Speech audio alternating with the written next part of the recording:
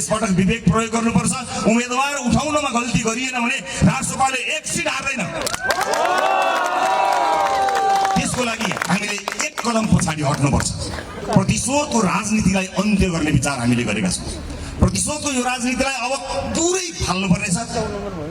सभापति र अध्यक्ष एक एकवटा गर्दै कार्यकाल बाँड्दै दुईटा कुर्सी छेउमा राख्ने युगलाई अन्त्य गर्ने हो।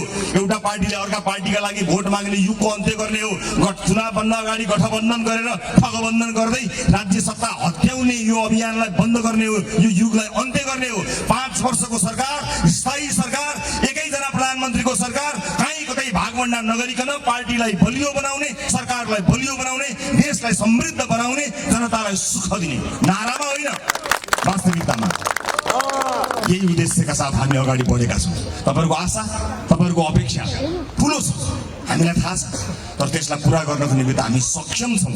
लाग्दो पुराना राजनीतिक दलहरूलाई यी केटाकेटी जस्ता मान्छेहरू आएका छन्, यिनले के गर्लान् र भनिरहेका छन्। जसलाई केटाकेटी भनेर संसदमा हेपियो र अहिले हेपिँदैछ। पुराना दलका नेताहरूलाई म यति भन्न चाहन्छु, 27 घण्टामा सत्ता पल्टाउन सक्ने ताकत भएको जेनजीलाई केटाकेटी भनेर तपाईँले हेप्नु जरुरी छैन।